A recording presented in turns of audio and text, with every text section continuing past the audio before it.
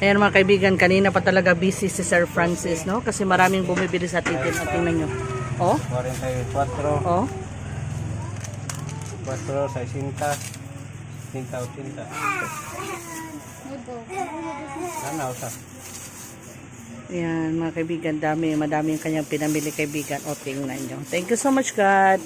Sinayaan ko lang si Francis ang magbilang, no?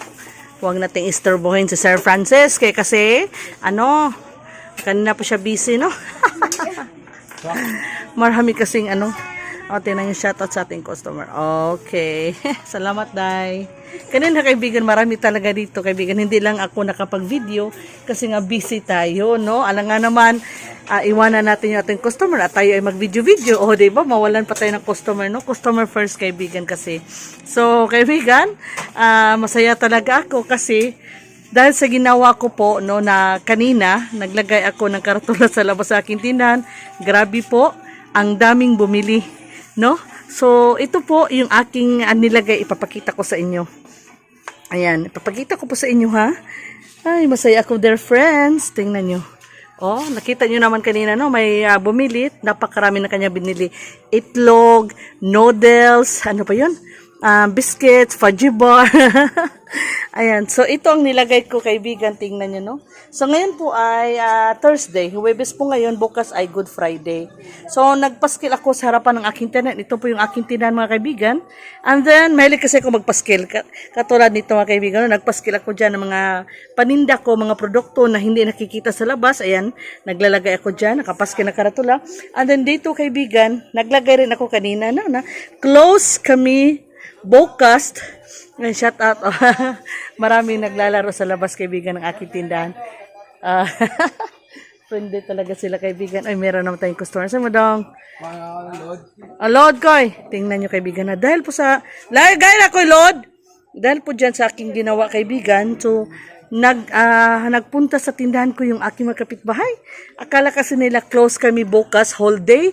Sabi ko, hindi naman whole day. Good morning everyone. Dahil ngayon ay Good Friday.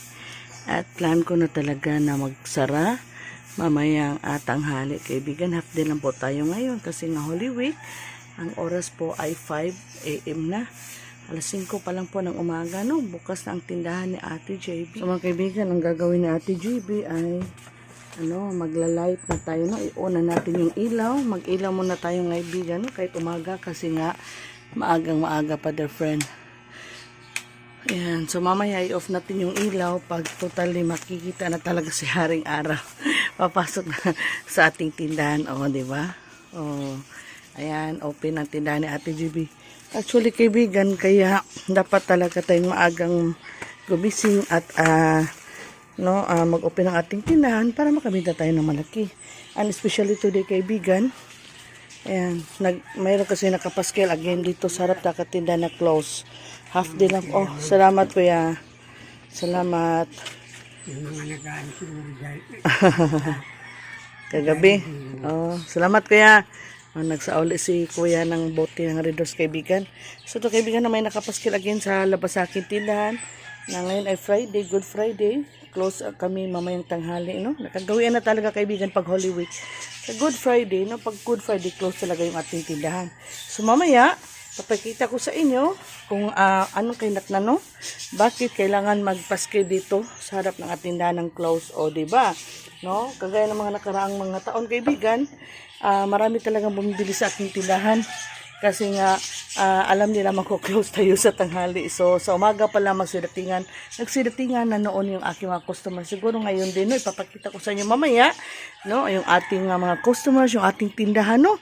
As a living proof kung gaano kalaki ang maitutulong pag maglagay tayo ng karatula dito sa harap ng ating tindahan. Makakatulong ito kaibigan na kahit half day lang ang open ng ating tindahan, makabinta pa rin tayo ng malaki. At of course, pag makabinta ng malaki, kikita rin tayo ng malaki. Ayan mga kaibigan, unang customer natin, umagang-umaga, butin ang binibili. Usa lang?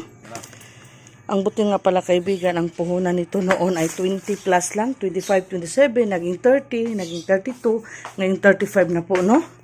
Kukuha muna tayo ng ating butin na nasa ating dito sa ating kusina. Ngayon kaibigan, 40 pesos, my goodness.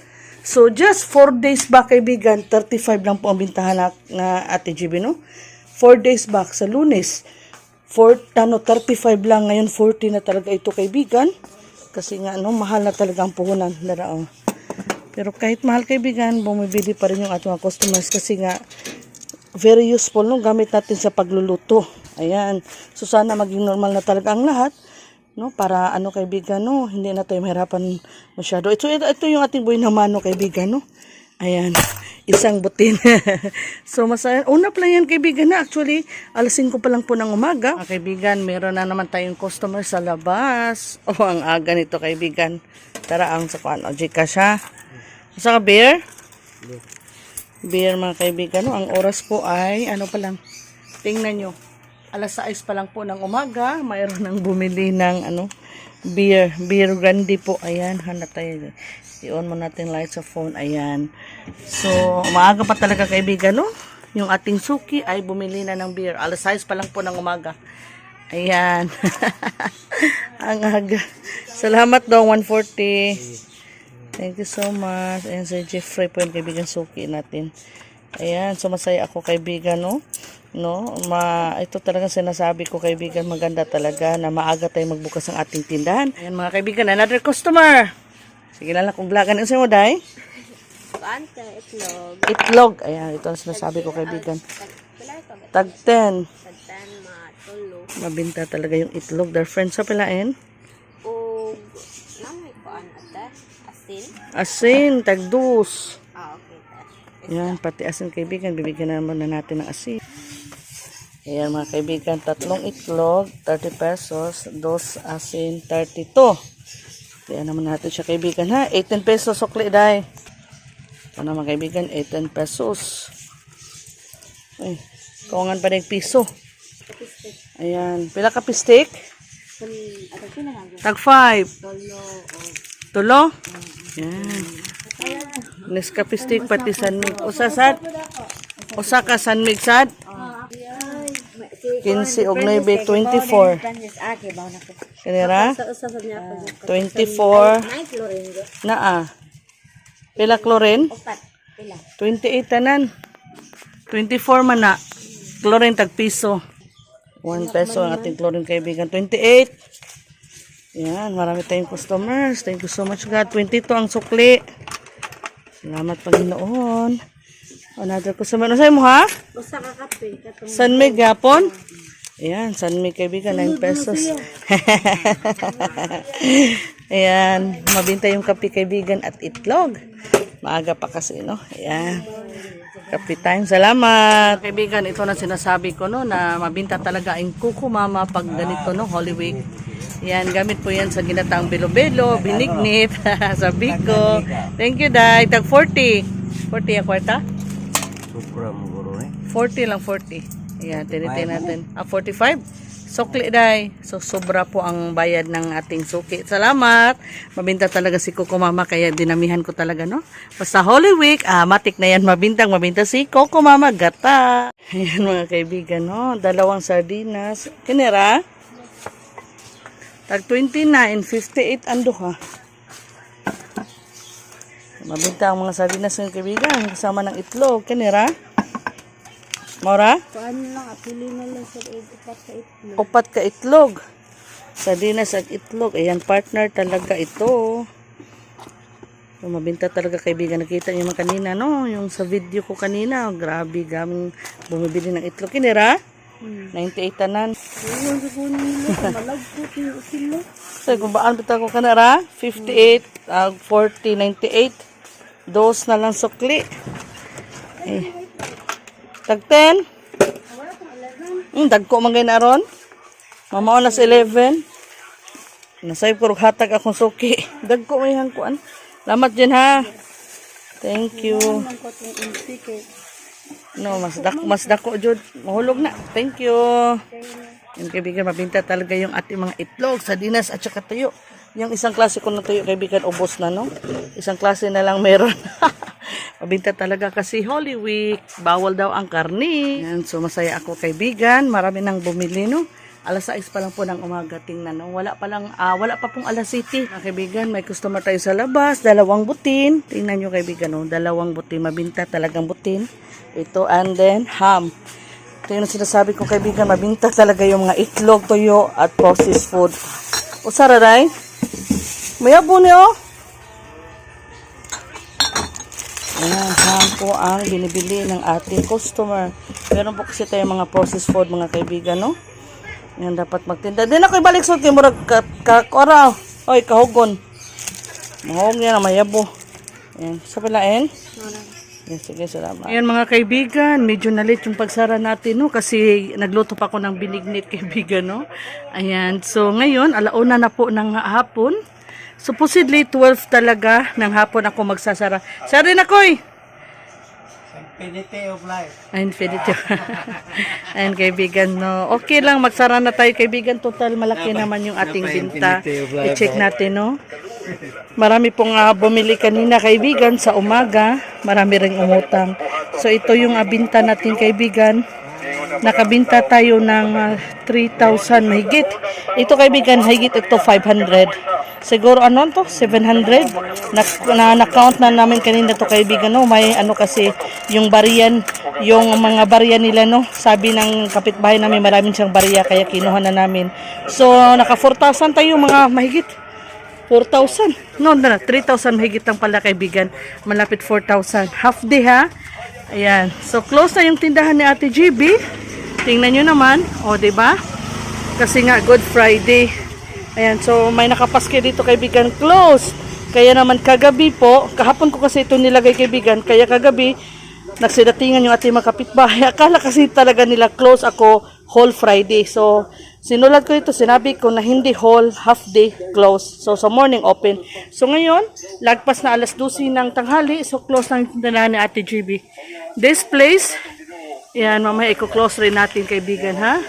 Ayan, so konti lang yung mga taong lumalabas ka nilang bahay, kaibigan. Ang init kasi, no? Ayan. So, alauna na ng hapon. Yan, close na yung ating tindahan. At nagluto nga pala ngayon si Ate JB ng binignit. So, hindi ko alam kung anong tawag dyan sa inyo. Ayan, dito po sa amin sa Bisaya, ang tawag namin ay binignit. Papakita ko po sa inyo, ha. Sa tingin ko, malapit na po itong maluto. So, siguro halos lahat, no? Kung hindi man lahat, mga 90% sa atin ay nagluluto rin ito. Tingnan nyo, no? Ayan. Malapit na pong maluto ang binignit ni Ate JB. Oh. Kain-kain po tayo, mga kaibigan. Ayan. So, habang ako ay nagluluto dito, si Francis naman ay nasa tindahan po. Nagko-close, no?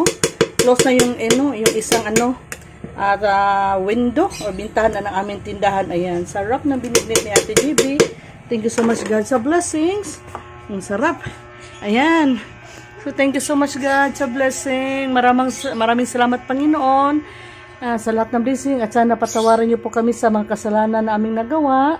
Salamat po. Ayan, huwag niyo po kaming pabayaan. So, kaibigan, luto na siguro yung ating bilo-belo. Bilo-belo ba yun? Basta tawag sa amin binignit. Oh, sarado na pala. 2 pintuan ng aming tindahan. Ayan. Hello, Frances. Ay, manghalin mo, Frances. Asaan yung binta? Kinuha na niya, kaibigan. Transfer na dito. I-open.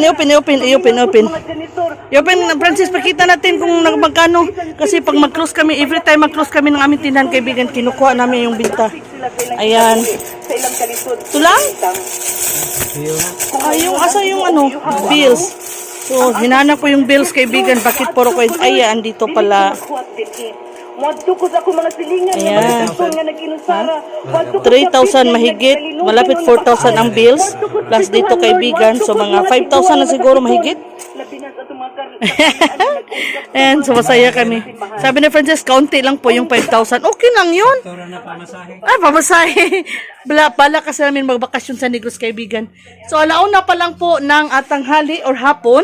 Half day lang tayo open pero naka 5,000 tayo. Thank you so much, guys.